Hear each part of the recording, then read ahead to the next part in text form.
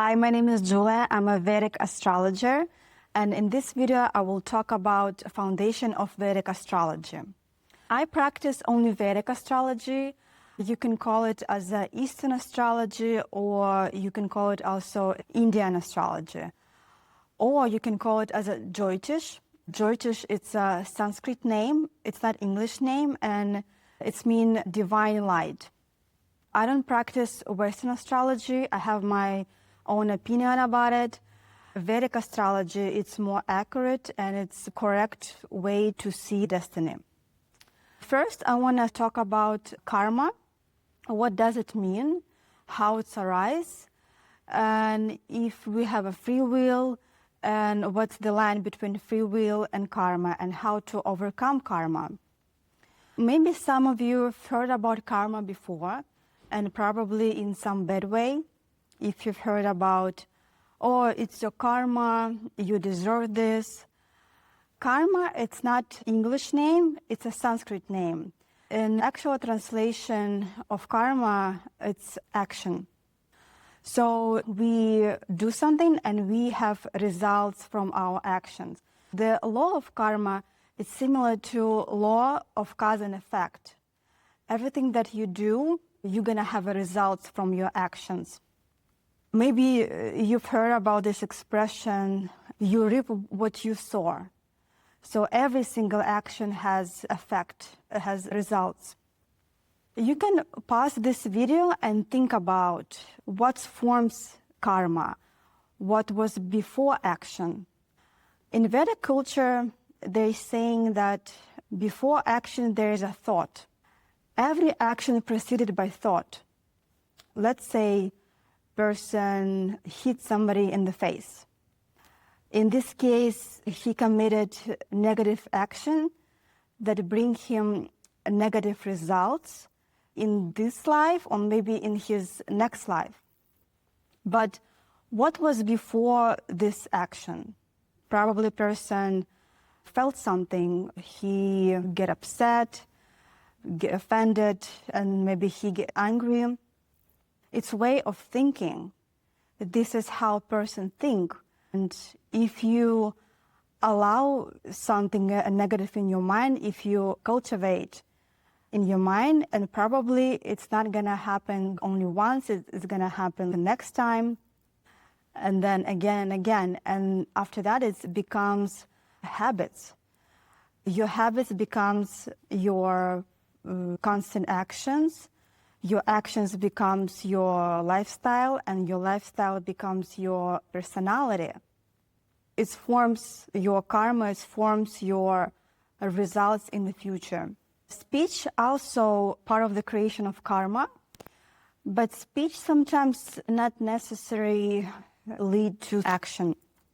For example, if you're talking about visit some event, but not necessarily you're gonna go to this event. You can talk about it, but it doesn't mean that speech doesn't affect.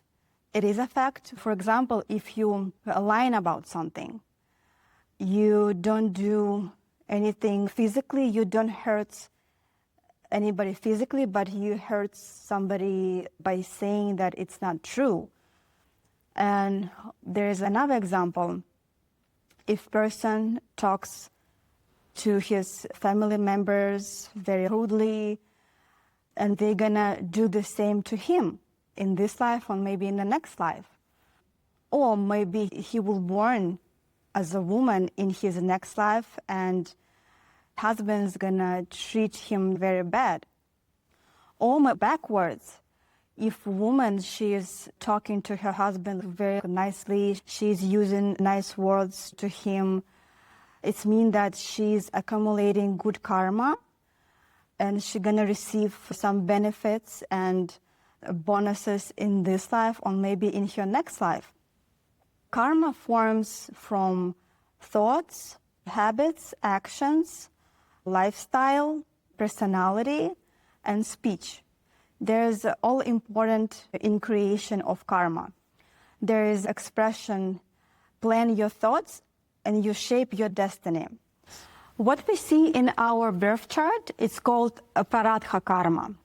Prarabdha, it's not English name, it's also Sanskrit name, and it's mean mature, like a ripe fruit. For example, the apples on the tree, they are ripening, and they're ready, and then they falls. And what we see in our birth chart, it's our karma that's mature, that's ready. And this is your path that you're gonna go through. You can download a program. It's called Jagannath Hora. I'm gonna leave a link below. You can download this program and you can type your date of birth. Time is very important because if you don't know your exact time, it's not gonna be correct. You have to know your time of birth. If you don't know your time, you can ask your mom, or you can contact your hospital where you're born. If you don't want to download this program, there is a different sites. They not require to download anything. You can also type your date of birth and time, and you're gonna see your Prarabdha karma. Prarabdha karma, it's something that you can't avoid. You can say as a fingerprint. There is a question people ask if there is a free will. And very often what we consider free will, it's actually karma. It's something predetermined. Let's say a person wanna move to another country, and he claimed that it was his own decision. But if we're gonna take a look on his birth chart, we can see that it's his karma to live in abroad. Also, there is another example. You went outside, you go to the subway, or maybe you was walking down the street, and then you suddenly met someone, but you didn't mean to meet this person, right? You just went outside because of circumstances. It wasn't in your mind, but you actually met someone. And then you're about to marry this person. In this case, it doesn't look like a free will. It looks like more as a destiny, as a fate. And this is your karma. This is something that you can't avoid. It was bound to happen. There is another example. If person want to be a doctor, and he claimed that it's his own conscious decision. If we're gonna take a look on his chart, we can see there is some combination that shows that he is gonna be a doctor. We can see what kind of profession person will choose. In this case, also we have question if there is a certain influence on person's mind that makes him make certain decision. Because in this case, he not realizing that it's something from outside. He think it was his own decision, but somebody decided for him. But we still have a question, how it's happening, how karma acts. I didn't mean meet somebody, but I met someone, how it works. Karma acts through our mind. Karma make request to our mind to desire something. And we start to desire something, we start to wish something, and we do some actions, and the karma manifests. But in this case, when you didn't mean meet someone, you actually met someone. But anyway, you went outside. It doesn't matter that you didn't mean to meet anyone, but you did some action anyway. But how exactly karma works? Karma works through planets. In Vedic astrology, 9 planets make influence on our mind. There is a Sun, Moon, Mars, Mercury, Jupiter, Venus, Saturn, and Rahu Ketu. Planet also has a Sanskrit name. The Sanskrit name of the planet, Graha. But what exactly mean Graha? From Sanskrit name, Graha mean invade. Invader, it's someone take over, someone take possession. Graha take possession, take over your mind. Graha make influence on our mind to do certain things. For planets, For grahas, they also have the Sanskrit name. The sun is going to be Surya, moon is going to be Chandra, Mars is going to be Mangala, Mercury is going to be Buddha, Jupiter is going to be Guru, Saturn is going to be Shani, and Rahu and Ketu. Each planet represents a certain energy and principles, and all sphere of our life under influence of planets, of energies.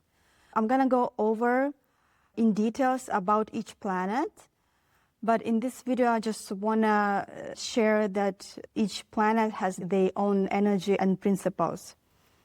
Sun or Surya, it represents light. We see sun every day.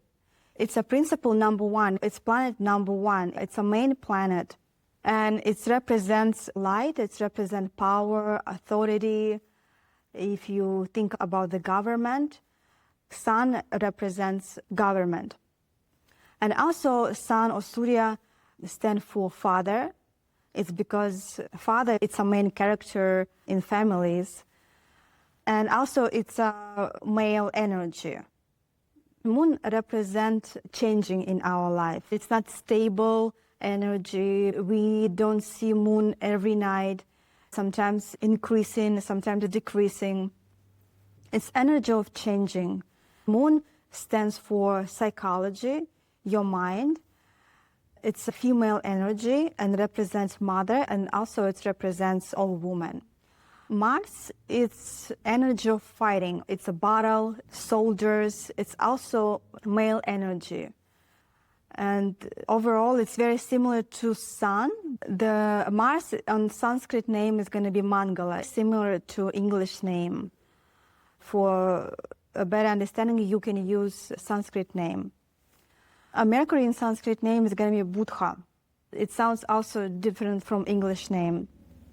Buddha represents knowledge. If you decided to study something, if you go to school, take classes, it means that you're under influence of Buddha.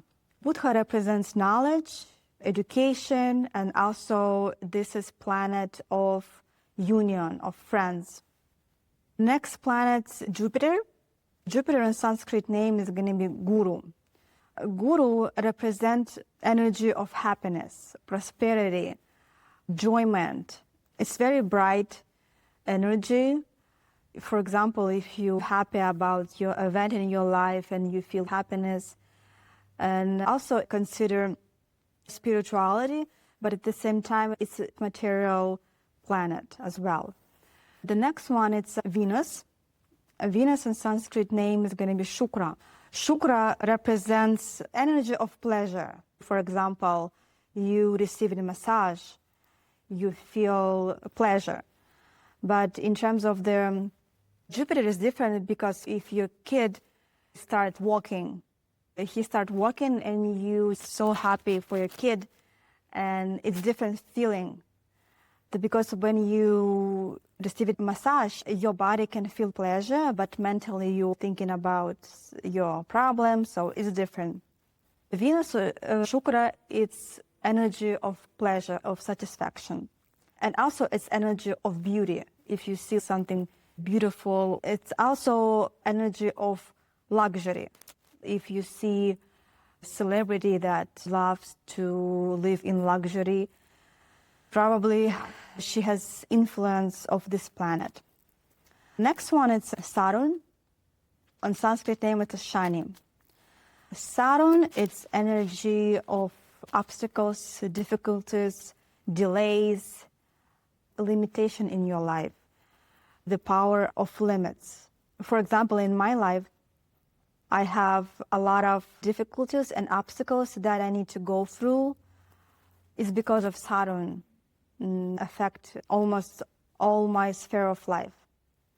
And then there is a Rahu. Rahu, there's two planets that don't have physical body. It's a Rahu and Ketu. Rahu, chaos. It's chaotic energy. It's something that you can catch it. Rahu, it doesn't have a shape or size. It's work as invisible planet, but Rahu has effect on your life. Rahu shows your goals, what you want to achieve. Next one is going to be Ketu. Ketu is most difficult to understand because it's hidden energy. It's energy of lack, of something that you don't have enough. You can call it as an absence. Also, it's hard to catch it. Also, don't have a shape. It's energy of absence, of lack of something. We need to understand each energy. In this way, we will understand our path of life shown on your birth chart.